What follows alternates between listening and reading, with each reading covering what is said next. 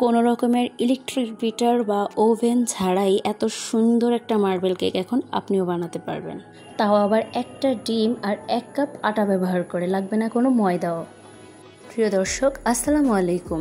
আজকে আমি সুন্দর একটা মার্বেল কেক চুলায় তৈরি করে দেখাবো। আশা করছি আপনাদের কাছে ভালো লাগবে, আর ভালো লাগলে পুরো ভিডিওটা অবশ্যই দেখবেন। তাহলে চলুন রেসিপিটা শুরু করি। একটা ব্লেন্ডারের জাগ নিয়েছি, এর মধ্যে দিয়ে দিচ্ছি একটা ডিম, 1/2 কাপ চিনি, এরপর দিয়ে দিচ্ছি 1/3 কাপ সয়াবিন তেল আর 1/2 চামচ ভ্যানিলা এসেন্স, 1/4 কাপ জাল দেওয়া গরুর দুধ। এখন সবগুলো উপকরণ আমি 1 মিনিটের মতো ব্লেন্ড করে নিব। আপনারা 10 সেকেন্ড পর পর থেমে থেমে 1 মিনিটের মতো ব্লেন্ড করে নেবেন, তাহলে এরকম একটা স্মুথ পেস্ট তৈরি হবে। এখন আমি একটা চালনির সাহায্যে 1 কাপ আটা, 1/2 চামচ বেকিং পাউডার আর 1/2 চামচেরও অর্ধেক দিয়ে দেব বেকিং সোডা। সবগুলো উপকরণ এখন আমি চেলে নিব। চেলে নিলে ভিতরে দানা দানা যুক্ত থাকবে না। শুকনো উপকরণগুলো এখন মিশিয়ে নেব। এই কাজটা হালকা হাতে করতে হবে, সব দিক থেকে ঘুরিয়ে ঘুরিয়ে ব্যাটারটা মিক্স করতে যাবেন না, তাহলে নষ্ট হয়ে যাবে। একদিক থেকে মিক্স করতে হবে, একটু সময় নিয়ে করতে হবে, কিন্তু যেন ব্যাটারটা নষ্ট না হয় সেই দিকে খেয়াল রাখতে হবে।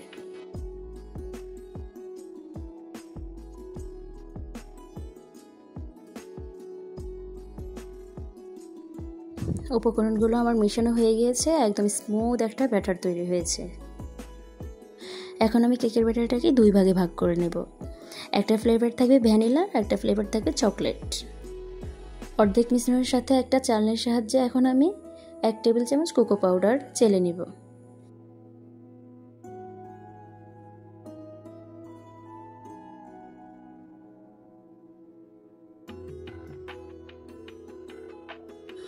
এখন এর সাথে আমি আরও 2 টেবিল চামচ গরুর দুধ মিক্স করে নিব।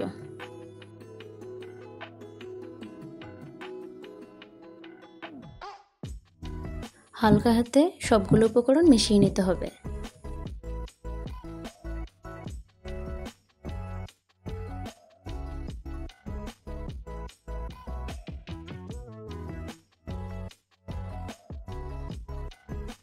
এই চকলেট ফ্লেভারের ব্যাটারটাও এখন আমার রেডি। একটা মোল্ডে এখন তেল দিয়ে ব্রাশ করে নেব।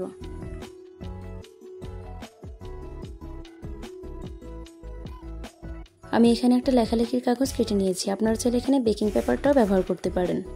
এখন এটা ভালোভাবে সেটিং করে দেব।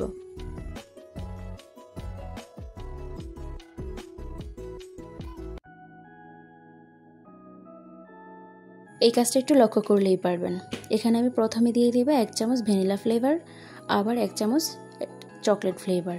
এভাবে প্রত্যেকটা স্তর দিতে হবে, তাহলেই সুন্দর একটা লেয়ার সৃষ্টি হবে। আপনারা অবশ্যই লক্ষ্য করলে দেখতে পাবেন আমি প্রত্যেকটা স্তর কিভাবে দিচ্ছি। প্রিয় দর্শক, আজকে আমি চেষ্টা করেছি হাতের নাগালের উপকরণগুলো দিয়ে এই কেকটা সহজভাবে তৈরি করে দেখাতে। আপনারা কতটুকু লক্ষ্য করেছেন আমি জানি না, তবে আমি একবারেই সহজভাবে রেসিপিটি দেখানোর চেষ্টা করছি। আমার ব্যাটারটা যখন সম্পূর্ণ দেওয়া শেষ হয়ে যাবে, এখন একটু ঝাঁকিয়ে নিব, তাহলে ভিতরে বাবলগুলো বের হয়ে যাবে আর ভিতরে ছিদ্র ছিদ্র থাকবে না। এখন আমি একটা টুথপিকের সাহায্যে ফুলের মতো করে নেব। আপনারা দেখতেই পাচ্ছেন আমি সব দিক থেকে টেনে টেনে মাঝখান দিকে আনছি। এই কাজটা একটু লক্ষ্য করলেই পারবেন, তাহলে প্রত্যেকটা লেয়ার ফুলের মতো হবে। কেকটা যখন হয়ে যাবে তখন কাটার পরে দেখবেন ভিতর লেয়ারটা কত সুন্দরভাবে হয়েছে।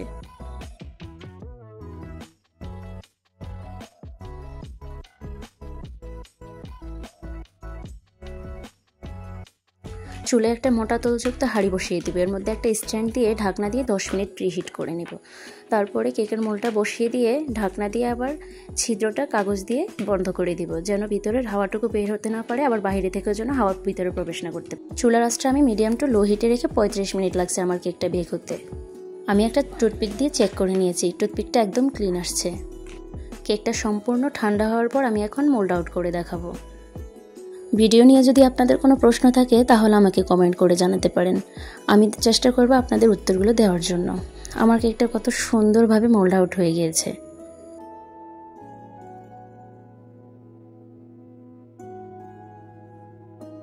দেখতেই পাচ্ছেন কতটা সফট আর পারফেক্টভাবে হয়েছে। আপনারাও চেষ্টা করলে অবশ্যই পারবেন। আমি এই ফার্স্ট টাইম কেকটা বানিয়েছি, আলহামদুলিল্লাহ প্রথমেই আমার কেকটা এত পারফেক্ট আর সুন্দরভাবে হয়েছে। আমি চেষ্টা করেছি আজকের কেকের রেসিপিটা একেবারে সহজভাবে উপস্থাপন করার জন্য। এখন কেকটা কেটে দেখাচ্ছি ভিতর থেকে কতটা সুন্দরভাবে হয়েছে, একদম নরম তুলতুলে, খেতেও মাশাআল্লাহ খুবই মজা ছিল। দেখতে যেমন সুন্দর হয়েছে, প্রত্যেকটা লেয়ার আমার একেবারে সুন্দর মতো হয়েছে। বাইরে থেকে অস্বাস্থ্যকর কেক না কিনে এইভাবে যদি বাচ্চাদের টিফিনের জন্য কেকটা বানান তাহলে খুবই স্বাস্থ্যসম্মত হবে। রেসিপিটা যদি আপনাদের কাছে ভালো লেগে থাকে তাহলে অবশ্যই লাইক কমেন্ট শেয়ার করে দিবেন। আমার চ্যানেলটা সাবস্ক্রাইব করে সাথেই থাকবেন। যারা ফেসবুক থেকে দেখছেন অবশ্যই পেজে ফলো দিয়ে রাখবেন এরকম সহজ সহজ নতুন রেসিপি পাওয়ার জন্য। ভালো থাকবেন, সুস্থ থাকবেন, আমার জন্য দোয়া করবেন। আজকে এই পর্যায়ে বিদায় নিচ্ছি। আসসালামু আলাইকুম, আল্লাহ হাফেজ।